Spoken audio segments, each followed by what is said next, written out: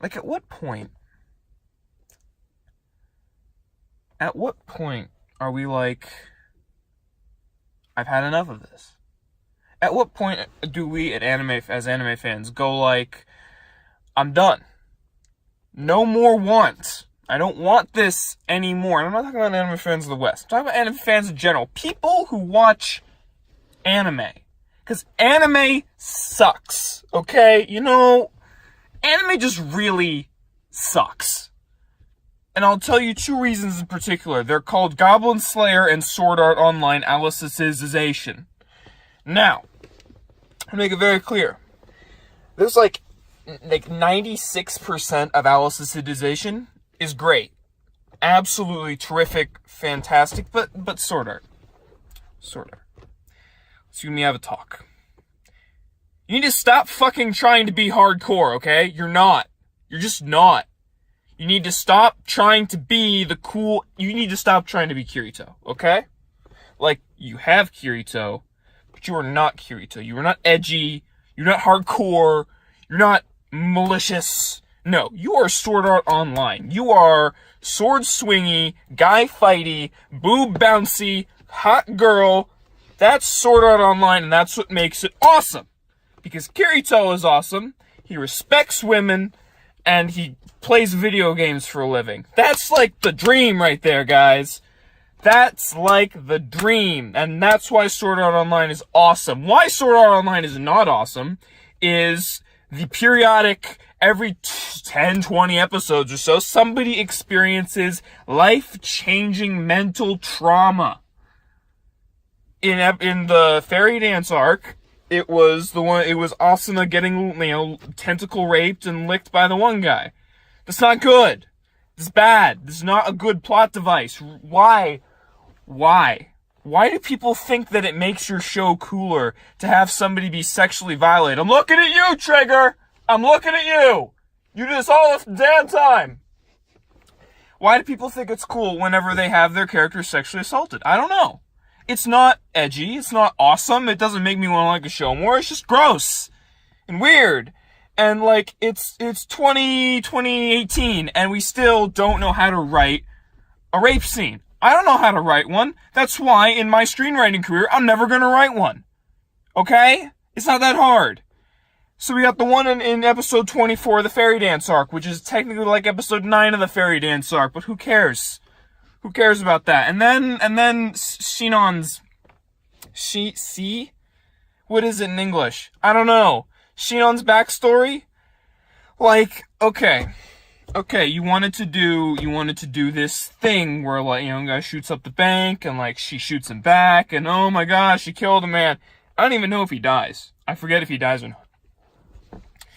Cool concept, but again, you're not this kind of anime. You can't have Starbuster Streamer and then gun violence. You can't have it both ways, unless you're Shinichiro Watanabe, in which case you can have it both ways, because you're an awesome, amazing, god-tier director who's able to write in any genre using any components, but you're not. Reki Kawahara? That's the guy, right? Who does sort of... Yes. Reki Kawahara, you're not that guy. I'm sorry, you're just not. You're not a good writer. You're not. The strength of Sword Art Online is not its narrative.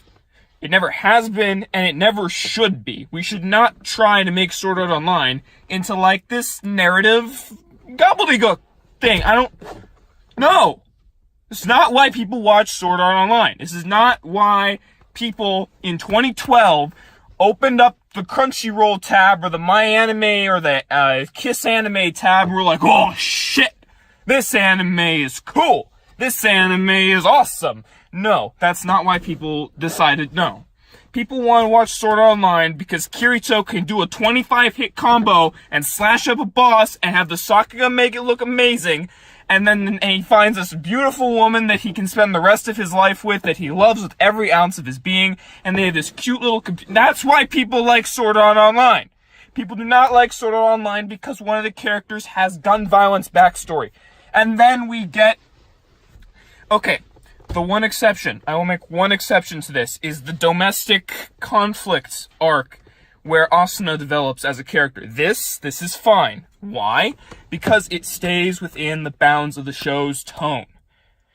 Alright, all the way back in Fairy Dance, we established that Asuna has a troubled home situation because her father is very rich and is very, how do we say, antiquated in his views.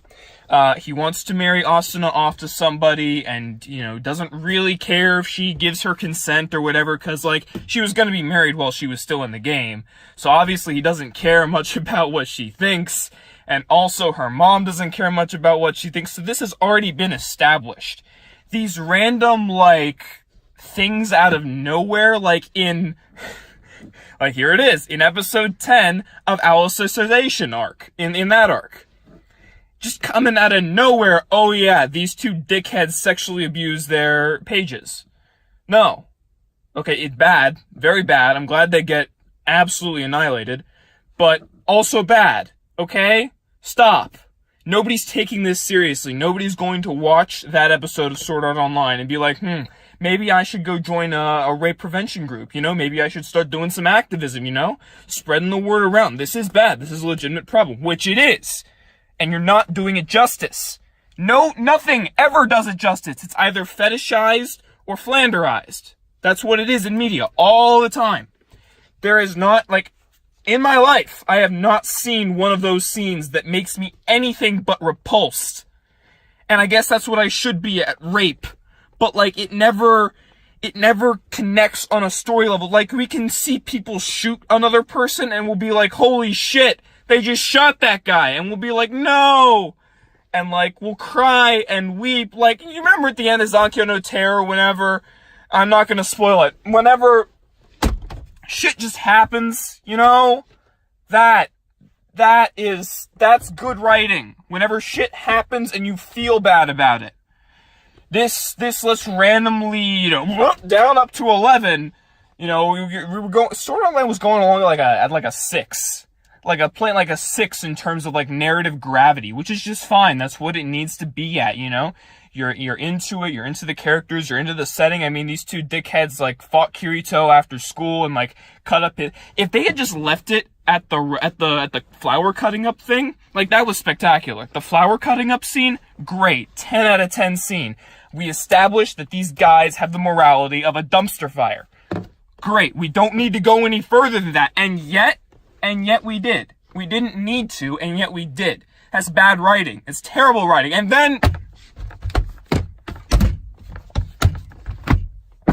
Goblin Slayer.